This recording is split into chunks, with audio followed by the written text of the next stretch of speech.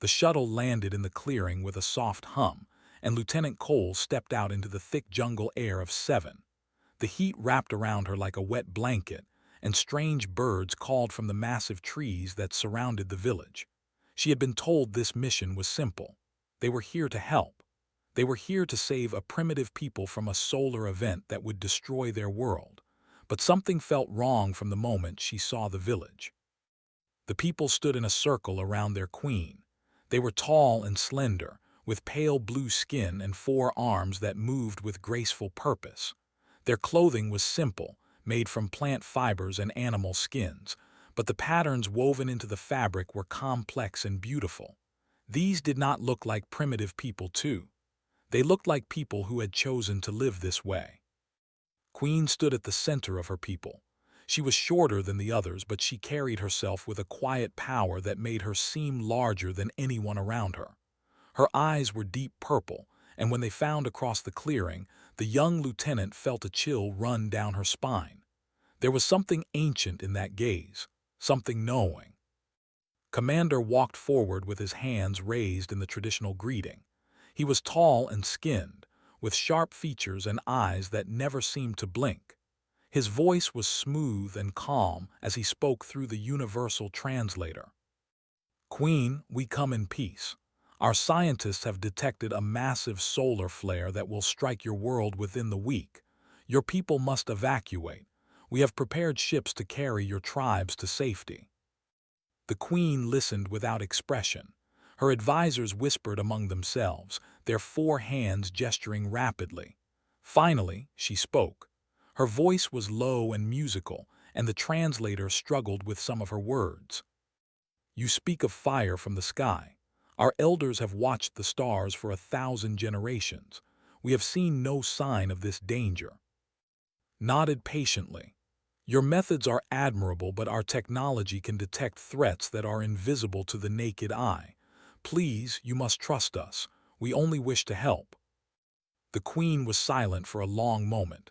Then she looked at again. The lieutenant felt pinned by that stare, unable to look away. And if we choose to stay, then your people will die, said simply. All of them. Is that what you want for the children, for the elders who have guided your people so wisely? Saw the pain flash across the queen's face. It was there for only a second, but it was real. This was a leader who loved her people, a leader who would do anything to protect them. Very well, the queen said at last. I will come with you, my people will follow. But that was not what happened.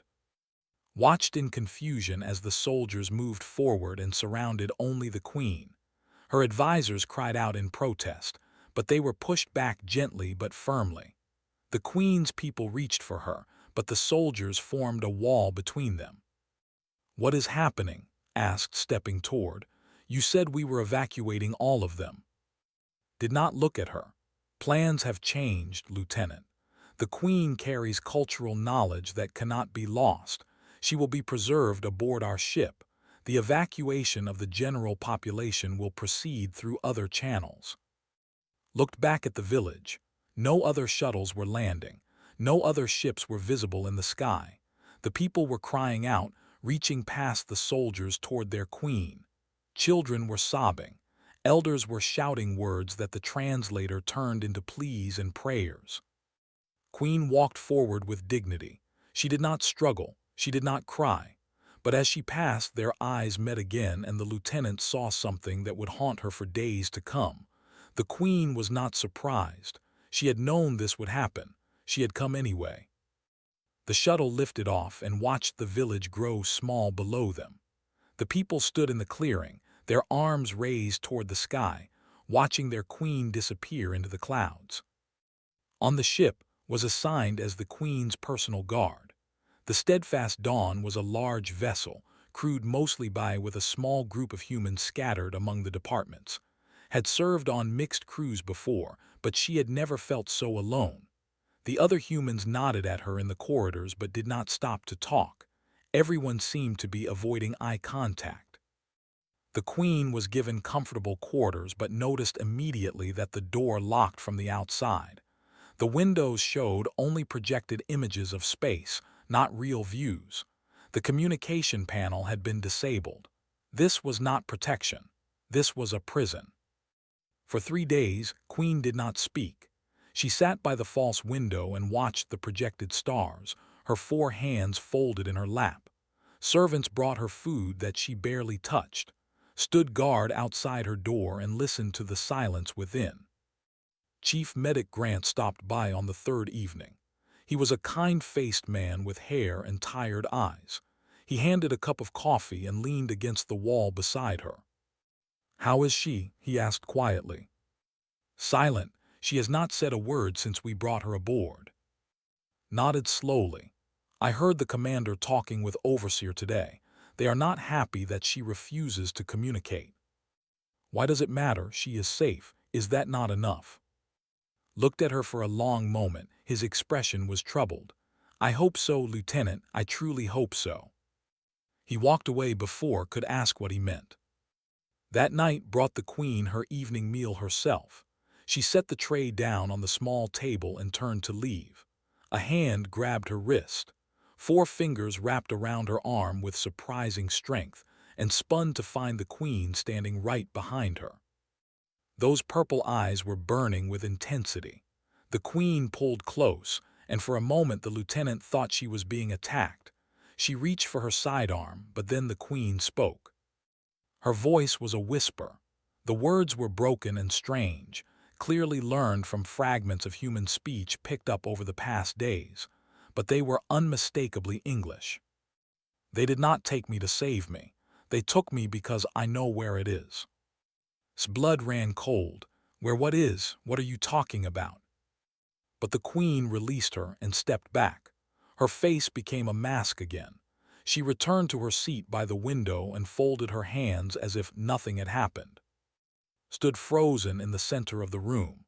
Her mind was racing. Every instinct she had was screaming that something terrible was happening on this ship, something that she had been brought here to witness without understanding. She left the quarters and heard the lock click behind her. She walked to her bunk in a daze, and she lay awake all night, staring at the ceiling, hearing those whispered words over and over again. "They did not take me to save me. They took me because I know where it is." Had always followed orders. She had always trusted her commanders. But as the ship flew deeper into space, carrying its silent prisoner toward an unknown destination, she realized that trust might have been a terrible mistake. Could not stop thinking about the Queen's words. She went through her duties like a ghost, standing guard, walking patrols, eating meals she could not taste. But her eyes were open now. She watched everything. She listened to every conversation. And slowly, piece by piece, she began to understand the truth. Were not primitive. The archives she accessed late at night when the corridors were empty told a different story. 1,000 years ago there had been a spacefaring civilization. They had built great ships that crossed the galaxy. They had developed technology that even the Protectorate did not fully understand. And then, for reasons no one could explain, they had abandoned it all. They had returned to there and chosen to live as their ancestors had lived, in villages of wood and stone, under open skies. But they had not destroyed their technology. They had hidden it. The Protectorate had been searching for the repositories for centuries. The old records spoke of weapons that could tear holes in space itself, of medical devices that could cure any disease, of power sources that never ran dry. Whoever found the repositories would control the galaxy. And the Queens, through their oral traditions, were the only ones who knew where the treasure was buried. Understood now why Queen had been taken alone. The Protectorate did not care about saving her people. They only wanted what was inside her head. She found in the medical bay after his shift ended. He was cleaning instruments, his movements slow and tired. He looked up when she entered, and she saw the same troubled look in his eyes that had been there before. "I need to know what they are planning," said quietly. She closed the door behind her. "What are they going to do to her?" Set down his tools. He was silent for a long moment and could see him struggling with something. Finally, he spoke. "They asked me to prepare a medical suite for a neural extraction procedure. It is scheduled for when we reach outpost, 3 days from now. Felt sick. She had heard of neural extraction. It was a process designed to pull information directly from a person's brain. It was invasive, it was painful, and in most cases it was fatal. They are going to kill her. They consider it an acceptable loss, said bitterly. The commander called it a necessary sacrifice for the greater good, as if any good could come from murdering an innocent woman for her memories. Leaned against the wall, her legs felt weak. She had served the Protectorate for 8 years. She had believed in its mission of peace and order, but this was not peace. This was theft. This was murder. "Why are you telling me this?" she asked. Looked at her steadily. "Because you are the only one who has been asking questions. The other humans on this ship, they sense something is wrong, but they are afraid. They keep their heads down and follow orders. But you have been watching. You have been thinking. And I believe you are the kind of person who cannot look away from evil, even when it would be easier to pretend you did not see it." Closed her eyes. He was right. She had never been good at pretending. "What can we do? There are only a handful of humans aboard. They outnumber us 10 to 1. They are stronger, faster, and they control the ship." "I do not know," admitted. "But I know we have to try. If we do nothing, we are no better than them." Nodded slowly. A plan was beginning to form in her mind, but it would require help. She would need to find the other humans. She would need to know if they felt the same way she did. Over the next day, moved carefully through the ship. She found excuses to visit different departments, to share meals with different crew members, to strike up conversations in the corridors. The other humans were wary at first, but she chose her words carefully. She did not accuse anyone of anything. She simply asked questions. What did they think of the mission? Did anything seem strange to them? Were they comfortable with their orders? Sergeant Pete Harmon was the first to open up.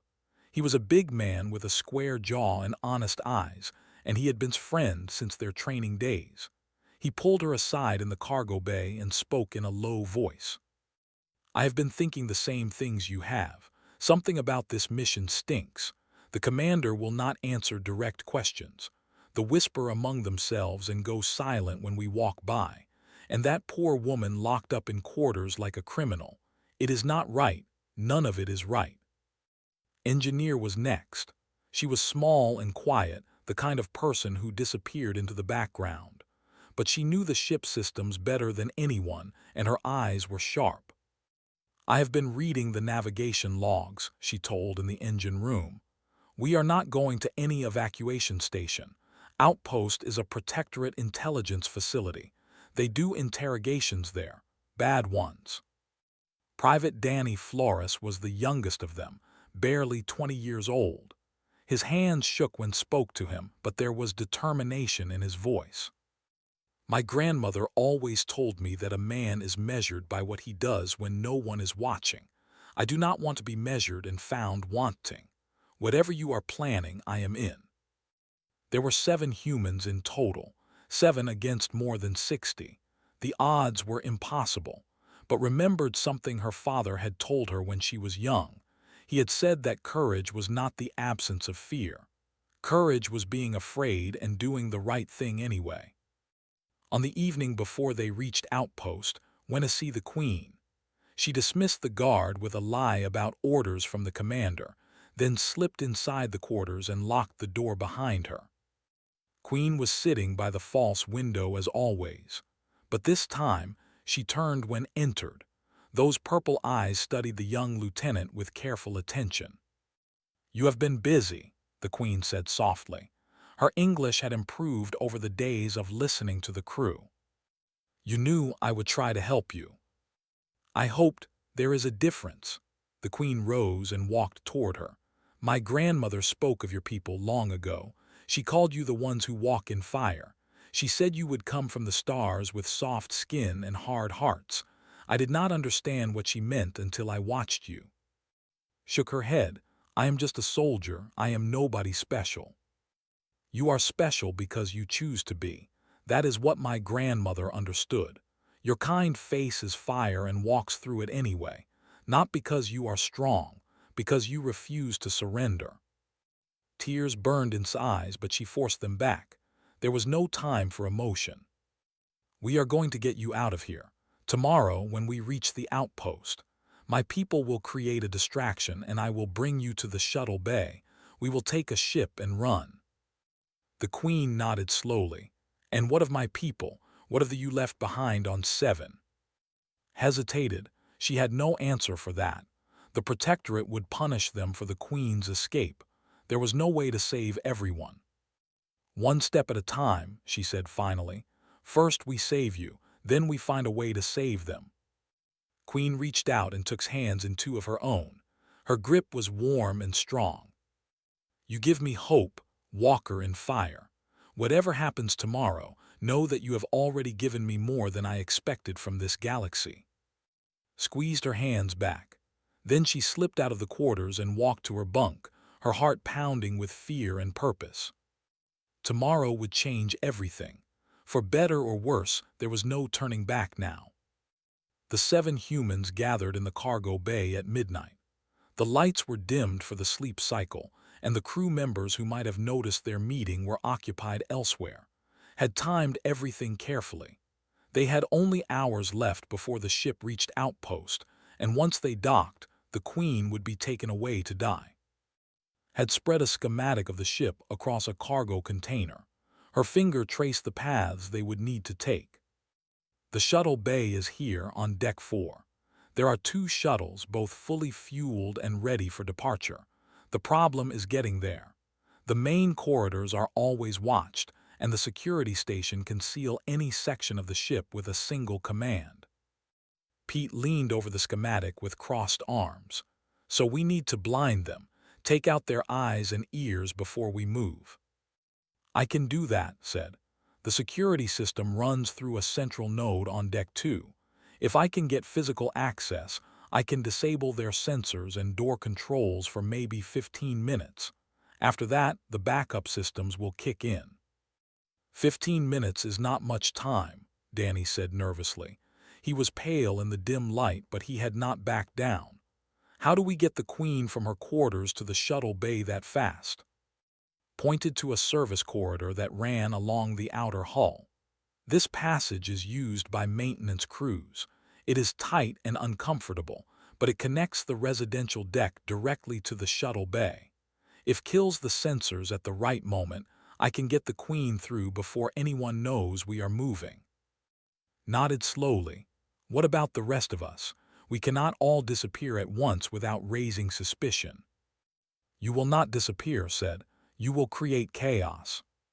She explained the plan. Pete and 2 others would start a fire in the secondary cargo hold. Nothing dangerous, just enough smoke and alarm to draw the security teams away from their stations. Danny would cause a malfunction in the water recycling system on the opposite side of the ship, splitting their attention further. Would be in the medical bay, ready to help if anyone was injured. And if we are caught, Pete asked quietly. Met his eyes. Then we are caught, but we will have tried. That has to count for something. The room was silent, could see the fear on their faces. These were good people, honest people.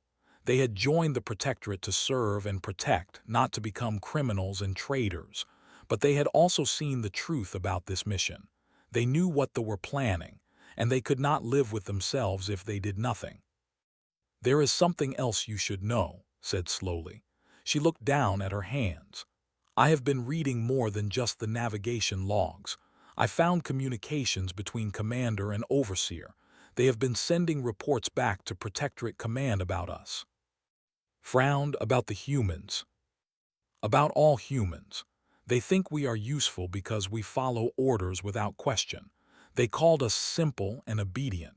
They said we lacked the intelligence to see through their plans and the courage to act even if we did. Anger flashed through the group. Danny's hands clenched into fists. Pete's jaw tightened until the muscles stood out like cords. They think we are their tools, said softly. They brought us on this mission because they believed we would not interfere.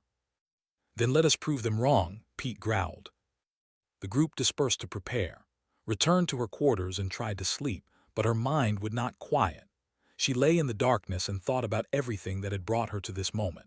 Her parents had been farmers on a colony world, simple people who worked hard and asked for nothing. They had taught her that the measure of a person was not found in grand gestures or famous deeds. It was found in small choices, made when no one was watching. Choices to be kind when cruelty was easier. Choices to stand up when sitting down was safer. Tomorrow, she would make the biggest choice of her life. She hoped her parents would be proud. The morning came too quickly, dressed in her uniform and reported for duty as if nothing was different. The ship was buzzing with activity as they approached outpost. Through the viewing ports, she could see the station growing larger against the stars. It was an ugly structure, all sharp angles and dark metal, and something about it made her skin crawl. At exactly 1000 hours, the plan began.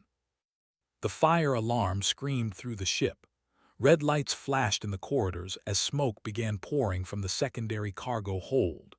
Crew members ran past, shouting orders and rushing toward the emergency. Moments later, another alarm joined the first as the water recycling system failed on Deck 6, spraying coolant across the engineering section. Commander's voice crackled over the intercom, demanding status reports. The bridge was in chaos. The security teams were scattered across the ship, trying to contain two emergencies at once. Moved. She reached the Queen's quarters and found the door already unlocked. Had done her job perfectly. Inside, Queen was standing ready, her four arms wrapped around a small bundle of possessions she had gathered. "It is time," said. The Queen nodded and followed her into the corridor. They moved quickly through the service passage. It was cramped and dark, designed for maintenance robots rather than people. Had to crouch to fit, and the Queen's tall frame made it even harder. But they kept moving, step by step, meter by meter, closer to freedom. They were halfway to the shuttle bay when the lights came back on. Froze. The backup systems had activated faster than had predicted. Within seconds, the security sensors would be back online. Their window was closing. "Run," she said. They abandoned stealth and sprinted through the narrow passage. Could hear alarms changing pitch as the system detected their movement. Somewhere behind them, boots pounded against metal flooring as security teams responded. They burst through the final hatch and into the shuttle bay. Two sleek vessels sat waiting on the launch pads, their engines dark and cold. Ran toward the nearest one, her fingers flying over the control panel to begin the startup sequence. The bay doors opened behind them. Overseer stood in the entrance, flanked by four armed guards. His face was calm, almost amused, but his eyes burned with cold fury. "Lieutenant Cole, I must admit, I did not think you had it in you. How wonderfully surprising." Stepped in front of the Queen, her hand on her sidearm. She knew she could not fight them all. She knew this might be the end, but she would not surrender. Not now, not ever. "Let us go," she said. Her voice was steady despite the fear thundering in her chest. "This is wrong, and you know it. She is not a thing to be harvested. She is a person." Laughed. It was a soft, terrible sound. "She is a key, Lieutenant. A key to power beyond your small imagination. And you are a fool who threw away her career for nothing." He raised his hand to signal the guards. The side door exploded open. Pete charged through with and Danny right behind him. They were armed with maintenance tools and emergency equipment, nothing compared to the guards' weapons, but they did not hesitate.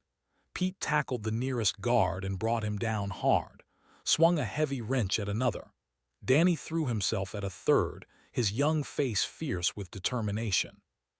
It was chaos, it was desperate, it was not enough.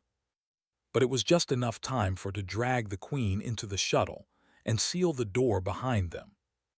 She threw herself into the pilot seat and punched the launch sequence. The shuttle's engines roared to life. Through the viewport, she could see her friends fighting, falling, being overwhelmed. Pete was down, was struggling against two guards. Danny was bloody but still swinging. "We cannot leave them," the Queen said, her voice breaking. "We have to," whispered. Tears streamed down her face as she gripped the controls. They knew the cost. They paid it willingly. The shuttle launched through the bay doors and into the cold embrace of space. Behind them, the steadfast dawn grew smaller and smaller until it was just another point of light among the stars. "Set a course for 7 and engage the engines." Then she sat back and let herself weep for the friends she had left behind. The Queen placed a gentle hand on her shoulder and said nothing. There were no words for a moment like this. There was only grief and gratitude and the endless darkness between the stars. The shuttle was small and cramped, built for short trips between ships rather than long journeys across space. Checked the fuel reserves and calculated their options. They had enough to reach 7, but barely. There would be no stops, no detours, no margin for error. Queen sat in the co-pilot seat, her 4 hands folded in her lap. She had been quiet since their escape, her purple eyes distant and thoughtful. Understood. They had both lost something in that shuttle bay. The Queen had lost any hope of protecting her people through cooperation, had lost friends who might already be dead. "Tell me about them," the Queen said suddenly. Her voice was soft but steady. "Your companions who stayed behind." Swallowed hard. It hurt to think about them, but it felt wrong to refuse. "Pete was like a brother to me. We trained together, served together. He always said he joined the military because he wanted to protect people who could not protect themselves. He was the strongest person I knew, and I do not mean just physically." She paused to wipe her eyes. "Was brilliant. She could fix anything, understand any system. She was quiet and most people overlooked her, but she saw everything. She knew the truth about this mission before any of us." "And the young one?" "Danny. He was just a boy, really. 20 years old, fresh out of training. He was scared of everything, but he never let his fear stop him. His grandmother raised him after his parents died. He used to quote her all the time." The Queen nodded slowly. "They sound like worthy souls, the kind of people who make the universe brighter just by existing." They were, they are. Refused to speak of them in the past tense. She had to believe they were still alive. She had to believe she had not led them to their deaths for nothing. Hours passed. The stars crawled by outside the viewport, cold and indifferent, monitored the instruments and tried not to think about what was happening behind them. The steadfast dawn would have reported their escape by now. Protectorate ships would be searching for them. Every moment that passed was a moment closer to being found. "May I tell you something?" the Queen asked. Looked at her, "Of course. When I was young, my grandmother told me stories about the ancient times. She spoke of great ships that crossed the void between stars, of cities that floated in the clouds, of machines that could heal any wound and answer any question. I thought they were just stories, tales to amuse children." She turned to look out at the stars. "When I became queen, I learned the truth. Our ancestors really did build those wonders. They explored the galaxy and gathered knowledge beyond imagining. And then they looked at what they had become and were afraid." Frowned, afraid of what? Themselves. They had grown so powerful that they began to see other peoples as lesser beings, tools to be used, resources to be exploited. They saw the darkness growing in their own hearts, and they made a choice. They scattered their technology across 100 hidden worlds and returned to the simple life. They gave up power so they would not become monsters. The Queen's hands tightened in her lap. "The repositories are not just treasure vaults. They are warnings. Each one contains not only technology but also the history of what we were, the crimes we committed, the peoples we destroyed before we found our conscience. Our ancestors hoped that whoever found the repositories would learn from our mistakes." Was silent for a long moment. She thought about the Protectorate, about Commander and Overseer, about the cold calculations that had led them to kidnap and plan to murder an innocent woman for the contents of her mind. They would not learn, she said quietly. The Protectorate would take the power and ignore the warnings. Yes, that is why I could not tell them what they wanted to know. Not because I did not have the information, but because some knowledge is too dangerous to share with those who are not ready. The shuttle shuddered suddenly. Warning lights flashed across the control panel, and hands flew to the instruments. Her stomach dropped as she read the displays. We are being tracked. A Protectorate interceptor just dropped out of faster-than-light travel behind us. The Queen leaned forward to look at the scanner. A single ship was closing fast, much faster than their little shuttle could run. It would catch them within the hour. Can we fight? Shook her head. This shuttle has no weapons. We cannot outrun them and we cannot hide. She stared at the approaching dot on the scanner. After everything they had sacrificed, was this how it would end? Caught and dragged back to face whatever punishment the Protectorate decided they deserved. There might be one option, she said slowly. An idea was forming in her mind, desperate and dangerous. If we drop out of faster-than-light travel near the system's asteroid belt, we might be able to lose them in the debris field. The rocks would provide cover, and their larger ship would have trouble following us through the tight spaces. And if we hit an asteroid, then we die quickly instead of slowly. The Queen considered this for only a moment. Then she nodded. Better to die free than live as a prisoner. Do what you must. Adjusted their course and watched the interceptor grow closer on the scanner. They would reach the asteroid belt just minutes before being overtaken. The margin was razor thin. The shuttle dropped out of faster-than-light travel with a violent jolt. Suddenly, they were surrounded by tumbling mountains of rock and ice, spinning slowly in the darkness, gripped the controls and dove into the maze. The interceptor followed. What came next was the most terrifying hour of life. She wove between asteroids the size of buildings, skimmed past chunks of ice that could have shattered their hull, and squeezed through gaps that left only meters of clearance on either side. The shuttle's collision alarm screamed constantly. Sweat dripped down her face and soaked her uniform. The Queen sat in perfect stillness beside her, watching death dance past the viewport with calm acceptance. The interceptor was good, but it was bigger and less maneuverable. Twice, it had to pull back to avoid collisions that smaller craft barely escaped. 3 times it lost them entirely in the spinning chaos, only to find their trail again moments later. Then saw her chance. A massive asteroid loomed ahead, slowly rotating to reveal a deep crater on its surface. The crater was surrounded by a ring of jagged peaks, creating a natural trap. If they flew in, they would have nowhere to go. But if they timed it perfectly, they could hide in the shadow of the peaks while the asteroid's rotation carried them to the other side. It was insane, it was impossible, it was their only hope. Hold on, said. She dove into the crater. The world became darkness as they passed into the shadow of the peaks.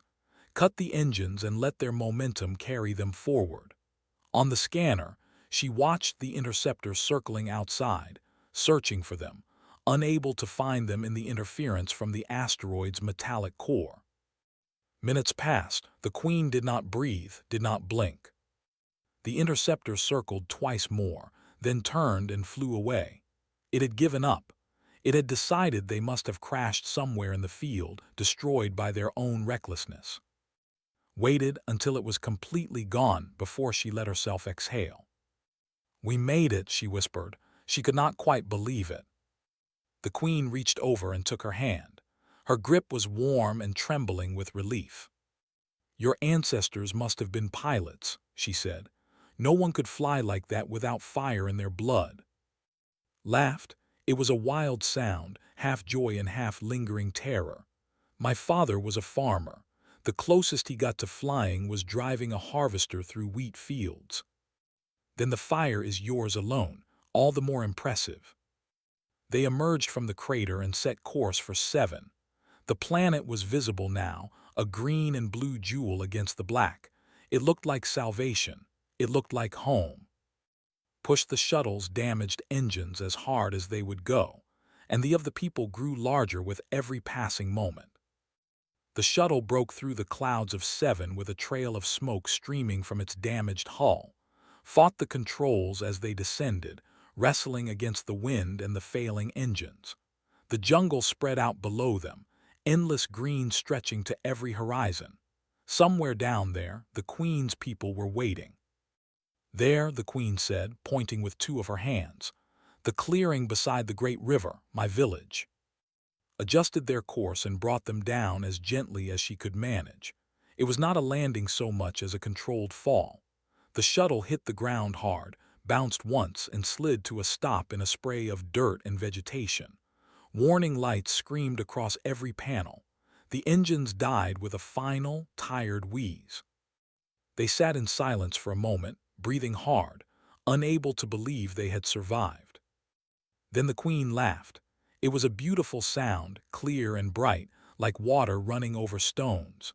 She unstrapped herself and reached for the door controls. "Come, Walker and Fire. It is time to meet my people." They stepped out of the ruined shuttle and into the thick jungle air. His legs were shaking. She felt like she had aged 100 years in the past few days, but she forced herself to stand straight as figures emerged from the tree line. They came by the dozens, then by the hundreds. They poured out of the jungle with weapons raised, ready to fight whatever enemy had fallen from the sky. But when they saw their Queen stepping out of the wreckage, they stopped. A great cry went up from the crowd, a sound of joy and disbelief that echoed through the trees. Queen walked forward with her arms spread wide. Her people rushed to meet her, surrounding her with reaching hands and weeping voices. Children pressed against her legs. Elders fell to their knees. Warriors who had been ready to kill moments ago now wept openly without shame. Stood by the shuttle and watched. She felt like an intruder on this moment, a stranger witnessing something sacred and private. She thought about slipping away, finding somewhere quiet to rest until the celebration was over. A hand touched her arm. She turned to find a young woman standing beside her. The woman's eyes were red from crying, but she was smiling. "You brought her back," the woman said in broken but clear English. "You saved our mother." "I only did what was right." "Then doing what is right must be very hard, because so few seem willing to try." The crowd parted and Queen walked back toward. The people followed behind her, their eyes curious and wondering. They had never seen a human up close before, tried not to feel self-conscious under their collective gaze. "My people wish to know who you are," the Queen said.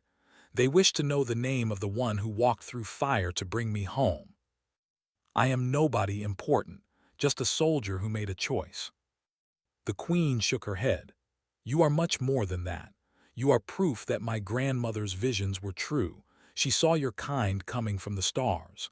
She said you would face impossible odds and impossible enemies, and you would not turn away.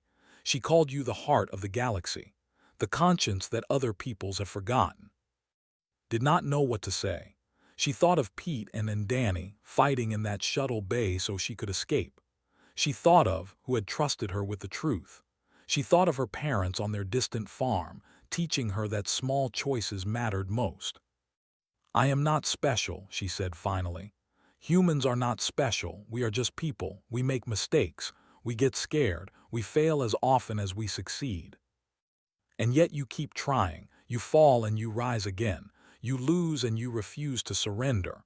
The Queen smiled gently. "That is what makes you special, Cole, not perfection, persistence." The Queen turned to address her people. She spoke in her own language, her voice carrying across the silent crowd. Did not understand the words, but she understood the gesture when the Queen pointed to her and then placed her hand over her own heart. The crowd responded with a sound that made eyes fill with tears. It was a chant, rising and falling in complex harmonies, and somehow she knew what it meant without being told. Welcome, family, home. That night there was a feast in the village.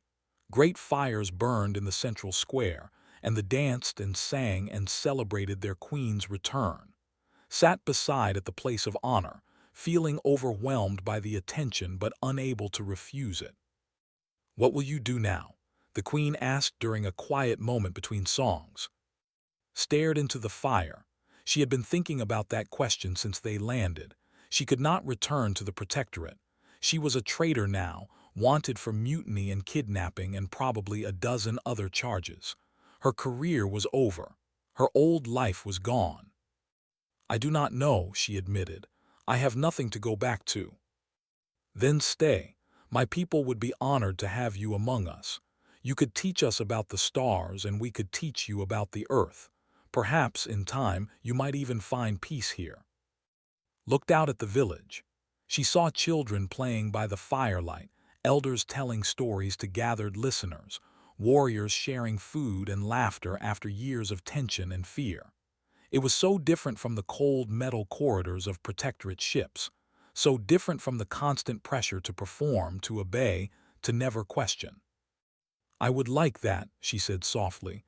"I would like that very much." Days turned into weeks. Learned to hunt in the jungle, to fish in the great river, to build shelters from wood and leaves. Her pale skin darkened under the sun. Her muscles grew strong from honest work. And slowly, day by day, the weight of her old life lifted from her shoulders. She never forgot her friends. She thought of them every morning when she woke and every night before she slept. She hoped they were alive, somewhere out there among the stars. She hoped they knew that their sacrifice had not been in vain. One evening, as the sun set over the jungle in a blaze of orange and gold, Queen found sitting on a hill overlooking the village. The queen sat down beside her and looked out at the horizon. "My grandmother told me one more thing about your people," she said. "She said that wherever you go, you carry change with you. Not always good change, not always bad, but change nonetheless. You cannot help it. It is your nature to push boundaries, to question limits, to ask why things must be the way they are." Nodded slowly. "Some people call that dangerous. Some people fear what they do not understand." The queen smiled. "My people do not fear change. We embraced it once and we can embrace it again, when the time is right." She reached into her robe and pulled out a small crystal. It glowed faintly in the fading light, pulsing with an inner fire that seemed alive. "This was given to me by my mother, who received it from her mother, and so on back through generations. It is a key to one of the repositories, the one hidden here on this world beneath these very mountains." Stared at the crystal. "You told the Protectorate the repositories were scattered across 100 worlds." "They are, but this one remains here where it was first buried. My ancestors left it as a test. They believed that someday someone would come who was worthy of what lies within, someone who sought knowledge rather than power, someone who would use the past to build a better future." She pressed the crystal into his hands. "I do not know if the galaxy is ready for what my ancestors built, but I know that you are ready to help us decide. When the time comes, Walker in Fire, you will help us determine who deserves to share in our legacy." Looked down at the crystal in her palms. It was warm against her skin, humming with potential. She thought about all the wonders it might unlock, all the dangers it might unleash. "I will try to be worthy of this trust," she said. "You already are. You proved that the moment you chose to help a stranger instead of following orders. The galaxy is full of people who obey. It is very short on people who care." The queen rose and walked back toward the village, stayed on the hill, watching the stars emerge one by one in the darkening sky. Somewhere out there, the Protectorate was still searching for its lost treasure. Somewhere out there, her friends might still be fighting. But here, in this moment, Cole was exactly where she was supposed to be. Not because destiny had placed her here, but because she had chosen this path with her own heart and her own hands. And that, she realized, was the most human thing of all.